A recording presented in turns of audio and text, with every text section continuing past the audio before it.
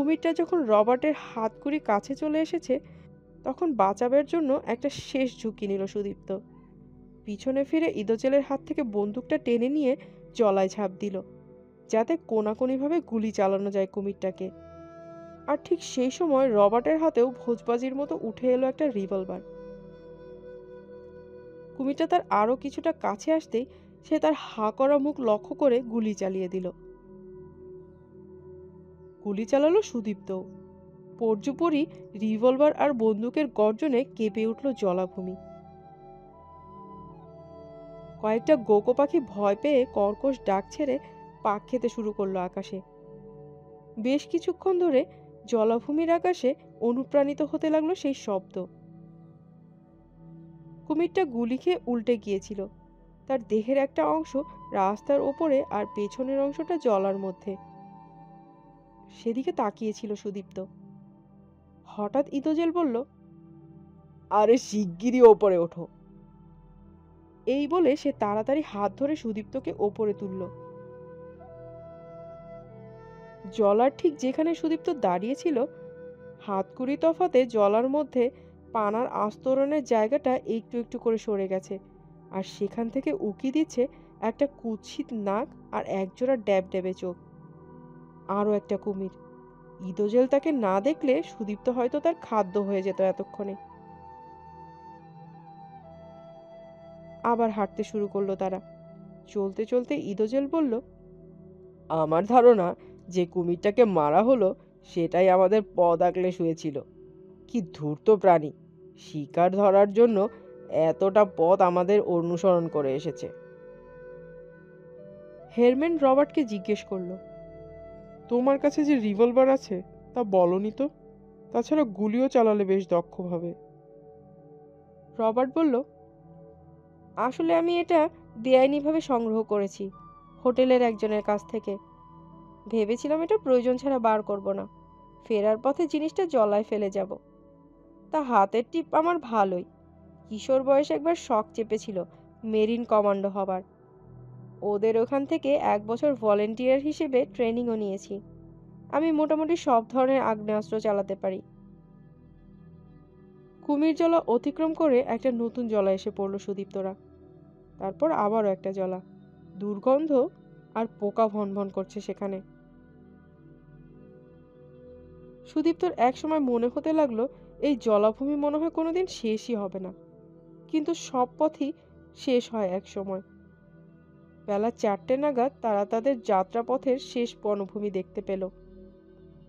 ক্লান্ত কর্দমাক্ত দেহে জলা ছেড়ে উঠে কিছুক্ষণ বিশ্রাম নেওয়ার পর জঙ্গলে ঢুকলো তারা। এই জঙ্গলে ঝোপঝাড়ই বেশি, আর তার মাঝে মাঝে দাঁড়িয়ে আছে বড় বড় সব গাছ। গায়ে তাদের জমাট বাঁধা পুরুষ শ্যাওলার আস্তরণ। জলাভূমির কাছে অবস্থান বলে এই জঙ্গলের পরিবেশটাও একটু স্যাঁতস্যাঁতে, মাটিও একটু ভেজা ভেজা। সে পথে চলতে চলতে হঠাৎ রবার্ট থমকে দাঁড়িয়ে সুদীপ্তদের একটু চমকে দিয়ে বলল, ওই যে তোমাদের মাংসাশী গাছ। রবার্ট কথাটা একটু মজা করে সুদীপ্তদের চমকে দেওয়ার জন্য বললেও তার কথাটা মিথ্যে নয়। বনের মধ্যে এক জায়গাতে মাথা তুলে দাঁড়িয়ে আছে হাঁটু সমান উঁচু পিচার প্ল্যান্ট। এই পিচার প্ল্যান্ট বা কলসপত্র উদ্ভিদ নিজের দেশেই পাহাড়ে বেড়াতে গিয়ে দেখেছিল সুদীপ্ত। ফুটখানেক উচ্চতার এই উদ্ভিদের মাথাটা একটা কলসের মতো দেখতে। তার মাথায় একটা ঢাকনার মতো পাতাও থাকে। পোকামাকড় কলসির কিনারে বসে পিছলে ভেতরে পড়লে পাতার ঢাকনাটা বন্ধ হয়ে যায়, ভেতরে আটকা পড়ে পোকামাকড়। কলসপত্র বা পিচার প্ল্যান্ট সত্যিই মাংসাশী গাছ। হেরম্যান গাছগুলোর দিকে তাকিয়ে বলল, ওরা আমাদের চোখে হয়তো নগণ্য, কিন্তু ওই ছোট ছোট গাছ একটা ইঙ্গিত বহন করছে। তা হলো এখানকার পরিবেশ মাংসাশী উদ্ভিদের বেঁচে থাকার পক্ষে উপযুক্ত। ওদের মতোই হয়তো এখানে সত্যিই আছে, ওদের কোনো দানব প্রজাতিও আছে যারা মানুষ খেতে পারে। এরপর সুদীপ্তদের যাত্রাপথে আরো চোখে পড়তে লাগলো ছোট ছোট গাছ। জঙ্গলের পথ ধরে ঘন্টাখানেক চলার পর সবশেষে জঙ্গল একটু হালকা হয়ে এলো। গাছপালার ফাঁক দিয়ে চোখে পড়ল কিছু দূরে বেশ বড় একটা উন্মুক্ত জায়গা, আর তার ঠিক মাঝখানে দাঁড়িয়ে আছে পাতায় ছাওয়া ঘর। রবার্ট বলে উঠল, আমরা পৌঁছে গেছি, ওই তো মকরদের গ্রাম। সুদীপ্তরা যে পথ ধরে এসেছে সেদিকটাই মনে হয় গ্রামে ঢোকার পথ, কারণ গ্রাম সমেত ফাঁকা জমিটার অন্য 3 দিক গভীর ঝোপঝাড়ে ঘেরা। সুদীপ্তরা জঙ্গল ছেড়ে ফাঁকা জমিতে পা রাখতেই সামনে একটা ছোট্ট তোরণের মতো জিনিস নজরে এলো। দুটো বড় গাছের গুঁড়ি আড়াআড়িভাবে মাটিতে পোঁতা সেখানে, আর খুঁটি দুটোর গায়ে আটকানো আছে কঙ্কাল সমেত বেশ বড় একটা কুমিরের চামড়া। সুদীপ্তরা তার নিচ দিয়ে জায়গাটা অতিক্রম করতেই যেন মাটি ফুঁড়ে জনা 10-12 দীর্ঘদেহী লোক তাদের সামনে মানব প্রাচীর রচনা করে দাঁড়ালো। যেন পাথর কুঁদে তৈরি করা ছিপছিপে অথচ সুগঠিত পেশিবহুল মূর্তি সব। গায়ের রং কৃষ্ণবর্ণ, মাথার চুল ছোট, ঘন আর কুঞ্চিত। আফ্রিকানদের মতোই তাদের ঠোঁট পুরু, তবে কারো মুখে দাড়ি গোঁফ নেই। তাদের কোটি দেশে সামান্য বস্ত্রখণ্ড। তাদের 2-1 জনের গলায় আর কানে কাঠের অলংকার আছে। লোকগুলোর প্রত্যেকেরই হাতে ধরা আছে লম্বা বর্শা। তাদের সূচি মুখগুলো আগন্তুকদের দিকে উদ্যত, যেন সামান্য কিছু বেচাল হলেই বর্শাগুলো ফুরিয়ে দেবে সুদীপ্তদের দেহে। সুদীপ্তদের দিকে কিছুক্ষণ স্থির দৃষ্টিতে তাকিয়ে রইল ম্যাকোডোরা। তারপর তাদের মধ্যে একজন মনে হয় চিনতে পারল রবার্টকে। হাতের বল্লমটা কিছুটা নামিয়ে দুর্বোধ্য ভাষায় সে কি যেন প্রশ্ন করল রবার্টকে। রবার্টও সে ভাষাতেই উত্তর দিল। বেশ কিছুক্ষণ অচেনা ভাষায় কথোপকথন চলল তাদের মধ্যে। তারপর সেই লোকটা অন্য একজনকে কি একটা নির্দেশ দেওয়ায় সে ছুটল গ্রামের ভেতরে একটা কুঁড়ের দিকে। ইতিমধ্যে গ্রামের অন্যান্য কুঁড়েগুলো থেকেও লোকজন বেরিয়ে আসতে শুরু করেছে। তাদের মধ্যে কয়েকজন মহিলাও চোখে পড়ল। তাদের কোটি দেশে কাপড়ের ফালি আর বক্ষ দেশ ঢাকা কাঠ আর পাথরের মালায়। সুদীপ্ত জানতে চাইল, ওরা কি বলছে? রবার্ট বলল, লোকটা চিনতে পেরেছে আমাকে। আমি ওদের বললাম যে গতবার ওরা আমাকে আশ্রয় দিয়েছিল, তার জন্য আমি কৃতজ্ঞ। আমরা এই অঞ্চলে জলজমি দেখার সরকারি কাজে এদিকে এসেছিলাম। গতবারের আশ্রয় দানের কৃতজ্ঞতা স্বরূপ আমি কিছু উপহার এনেছি ওদের জন্য। কদিন এখানে বিশ্রাম নিয়ে আবার চলে যাব। আমার কথা শুনে লোকটা জাদুকরকে ডাকতে লোক পাঠালো। সে এসে ব্যাপারটা সম্বন্ধে সিদ্ধান্ত নেবে। রবার্টের কথা শেষ হওয়ার সঙ্গে সঙ্গে সুদীপ্তরা খেয়াল করল যে লোকটা জাদুকরকে ডাকতে গেছিল সে একজন লোককে নিয়ে ফিরে আসছে। যাকে ডেকে আনা হলো সে ভিড় ঠেলে সুদীপ্তদের সামনে এসে দাঁড়ালো। লোকটার বেশভূষা অন্যদের থেকে একটু আলাদা। একটা কুমিরের চামড়ায় আচ্ছাদিত তার বুক থেকে হাঁটু পর্যন্ত। তার গলায় অজস্র মালা, তার মধ্যে একটা সম্ভবত কুমিরের দাঁতের। আর লোকটার কাঁধে বসে আছে বেশ বড় কালো রঙের একটা ব্ল্যাক ডেমন ক্যামেলিয়ান, গিরগিটি খেকো গিরগিটি। কুৎসিত প্রাণীটার ক্রমশ সরু হয়ে আসা লেজটা লোকটার কোমর ছাড়িয়ে আরো নিচে নেমেছে। গোলগাল চোখে সে সুদীপ্তদের দেখছে, আর মাঝে মাঝে তার জিভটা ছুঁড়ে দিচ্ছে বাতাসে। লোকটা প্রথমে সুদীপ্তদের ভালো করে জরিপ করলো, তারপর রবার্টের উদ্দেশ্যে কি যেন বলল। রবার্টও তার কথার প্রতিউত্তরে দীর্ঘক্ষণ ধরে কি যেন কথা বলে তার পিঠের ব্যাগ থেকে একগোছা নানা রঙের কাপড়ের টুকরো, একটা স্ফটিকের মালা আর এক বাক্স তামাক বার করে সেগুলো এগিয়ে দিল জাদুকরের দিকে। সে প্রথমে জিনিসগুলো হাতে নিয়ে ঘুরিয়ে ফিরিয়ে দেখল। তামাকের প্যাকেটটা হাতে নিয়ে গন্ধ শুকলো। কাপড়ের বান্ডিলটা এরপর সে পাশের একজনের হাতে দিয়ে স্ফটিকের মালাটা নিজের গলায় পরল। বেশ প্রসন্ন দেখালো তাকে। তারপর সে প্রথমে রবার্টকে, তারপর তার সঙ্গীতের উদ্দেশ্যে কি যেন বলল। বর্ষার ফলাগুলো ধীরে ধীরে নিচে নেমে এলো। জাদুকর ইঙ্গিত করল সুদীপ্তদের গ্রামের ভেতরে ঢোকার জন্য। ফাঁকা জমিটার ভেতরে ঢুকলো সুদীপ্তরা। মাটির দেয়াল আর পাতায় ছাওয়া মকরদের কুঁড়েগুলো বৃত্তাকার ফাঁকা জমির একপাশে অর্ধচন্দ্রাকৃতিভাবে সাজানো। তার ঠিক উল্টো দিকে সুদীপ্তদের তাঁবু ফেলার জন্য একটা স্থান নির্বাচন করে দিয়ে জাদুকর সদল বলে অন্যদিকে চলে গেল। রবার্ট বলল, আপাতত 3 দিন তাঁবু ফেলার অনুমতি মিলেছে জাদুকরের কাছ থেকে। ওর নাম হলো গোকো। জাদুকরের নির্বাচিত স্থানে কিছুক্ষণের মধ্যেই চটপট দুটো তাঁবু খাটিয়ে ফেলল সুদীপ্তরা। ছোট তাঁবুটা রবার্টের আর বড়টা অন্য 3 জনের জন্য বরাদ্দ। তাঁবু খাটাবার পর তারা 4 জন তাঁবুর সামনে হাত পা ছড়িয়ে বসলো। সারাদিন ধরে এতটা পথ অতিক্রম করতে করতে তাদের প্রচুর ধকল গেছে। সুদীপ্তরা খেয়াল করলো মকরদের অনেকেই তাদের ঘরের সামনে বসে লক্ষ্য করছে তাদের, আর জাদুকর গোকো নিজের কুড়ের সামনে দাঁড়িয়ে কি যেন আলোচনা করছে অন্য 2 জন পুরুষের সঙ্গে। কথা বলতে বলতে মাঝে মাঝেই তারা তাকাচ্ছে সুদীপ্তদের তাঁবুর দিকে। সম্ভবত তাদের নিয়েই আলোচনা করছে 3 জন। রবার্ট একটা কুঁড়ে ঘরের দিকে সুদীপ্তের দৃষ্টি আকর্ষণ করে বলল, ওই কুড়িটাতেই থাকতো মেয়েটা। ভিড়ের মধ্যে কিন্তু ওর বাবাকে দেখতে পেলাম না।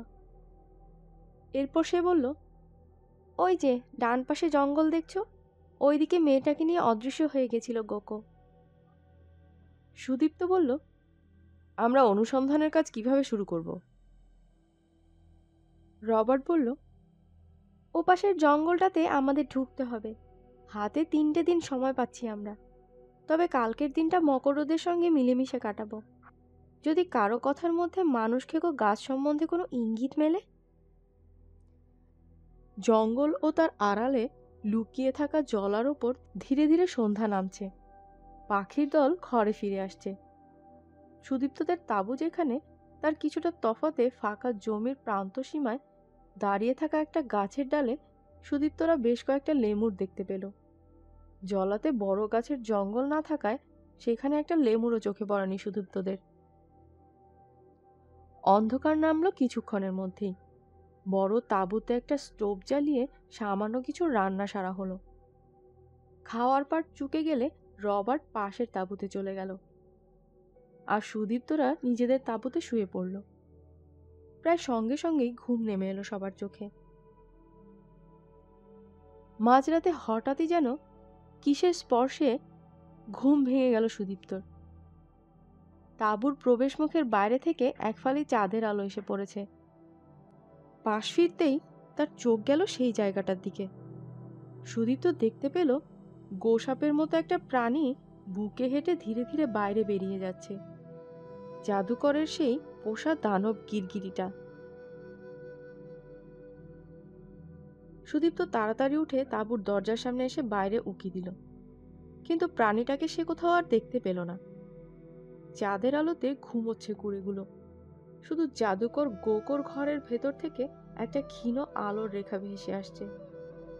দরজার সামনে কিছুক্ষণ দাঁড়িয়ে থাকার পর সুদীপ্ত আবার তার তাঁবুর ভেতরে এসে শুয়ে পড়ল।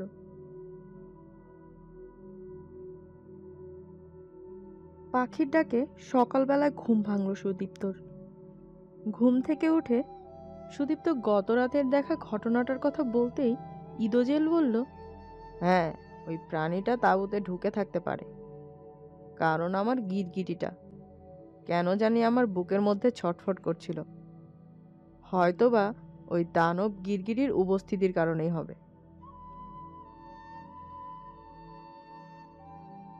ইদোজেল প্রাতরাশ তৈরি করা শুরু করলো। রবার্টও চলে এলো সুদীপ্তদের তাঁবুতে। হেরম্যান তাকে বললেন, একটা কাজ করা যেতে পারে। তুমি আর সুদীপ্ত গ্রামে থাকো, লোকগুলোর সঙ্গে ভাব জমানোর জন্য, কারণ তুমি ওদের ভাষা জানো। আর আমি ইদোজেলকে নিয়ে গ্রামের আশেপাশে ঘুরে দেখি। সম্ভব হলে একটু ঘুরপথে ডান দিকের জঙ্গলটাতেও ঢুকবো। রবার্ট বলল, হ্যাঁ, এই প্রস্তাবটা মন্দ নয়। এরপর সে কি যেন বলতে যাচ্ছিল, কিন্তু বাইরে পায়ের শব্দ শোনা গেল, আর এরপরেই তাঁবুর সামনে এসে হাজির হলো গোকো আর 2 জন মকরও।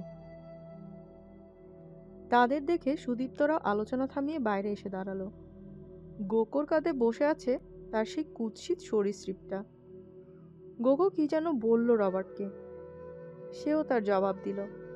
কয়েকবার কথোপকথন হওয়ার পর রবার্ট সুদীপ্তদের বলল, ওরা কাছেই একটা জলায় যাচ্ছে কুমির শিকার করতে।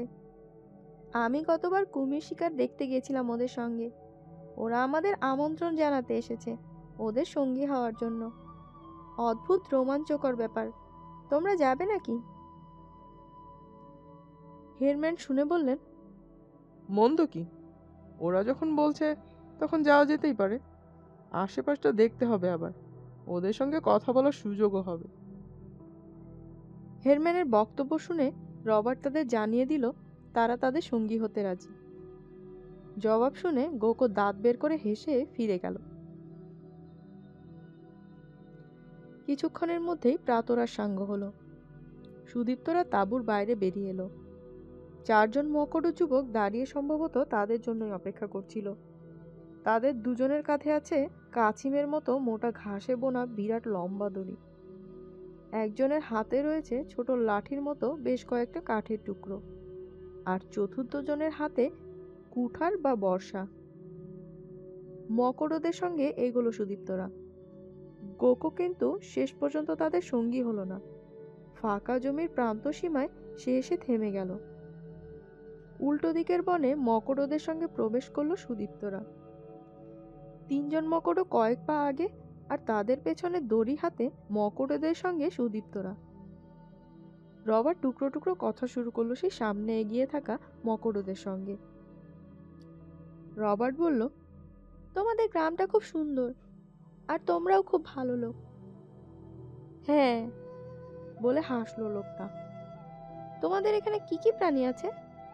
জানতে চাইলো রবার্ট। লোকটা জবাব দিল, লেমুর আছে, সাপ আছে, জলাতে কুমির আছে, আর গিরগিটিরাও তো আছেই। আর গাছ? সে বেশ কয়েকটা গাছের নাম বলল নিজের ভাষায়। রবার্ট তার মধ্যে 2-1টা গাছের বিবরণ চাওয়ায় সে পথের পাশে দাঁড়িয়ে থাকা গাছগুলোকে চিনিয়ে দিল। রবার্ট লোকটার সঙ্গে কথোপকথনের মাঝে মাঝে অনুবাদ করে দিতে লাগলো সুদীপ্তদের। চলতে চলতে বনের মধ্যে এক জায়গাতে বেশ কয়েকটা পিচার প্ল্যান্ট বা কলসপত্র উদ্ভিদ দেখতে পেয়ে হেরম্যান তাদের প্রতি দৃষ্টি আকর্ষণ করলেন।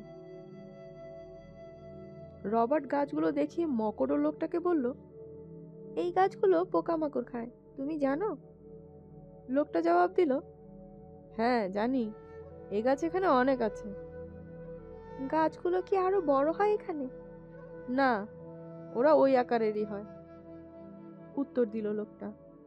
রবার্ট এরপর আসল প্রশ্নটা করলো, শুনেছি এখানে নাকি এমন গাছ আছে যারা পোকামাকড় নয়, বড় বড় প্রাণীদেরও খায়। প্রশ্নটা শুনে কয়েক মুহূর্তের জন্য থমকে দাঁড়িয়ে পড়ল লোকটা।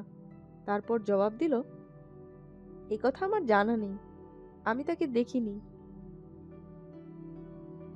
কথাটা বলেই সে লম্বা লম্বা পা ফেলে এগুলো তার অগ্রবর্তী সঙ্গীদের দিকে।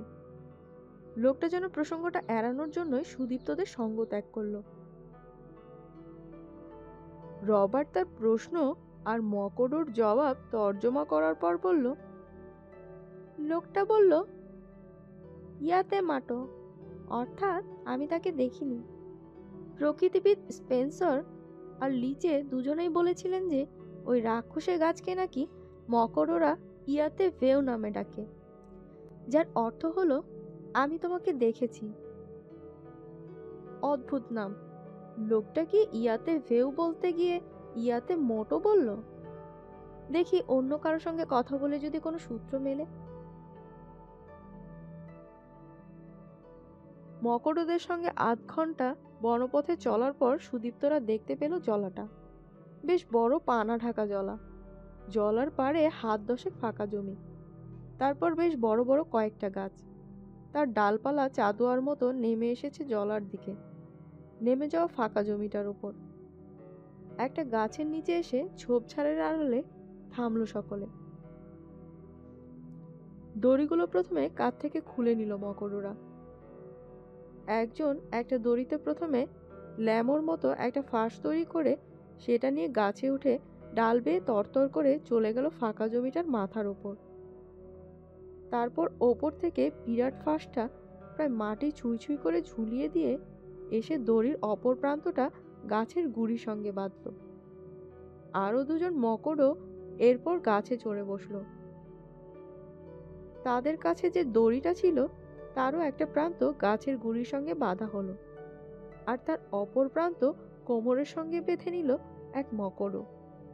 আর এরপরই সে সুদীপ্তদের অবাক করে দিয়ে গাছের ডাল বেয়ে জলার পাড়ের ফাঁকা জমিতে যেখানে ফাঁসটা লাগানো হয়েছে তার কাছাকাছি ওপর থেকে সোজা নিচের দিকে ঝাঁপ দিল। দড়ি বাঁধা অবস্থায় ঠিক পেন্ডুলামের মতো মাথা নিচের দিকে দিয়ে ঝুলতে থাকলো লোকটা। ওপর থেকে গাছের গুড়ির সঙ্গে লেপ্টে থাকা একজন লোক ধরে আছে দড়িটা।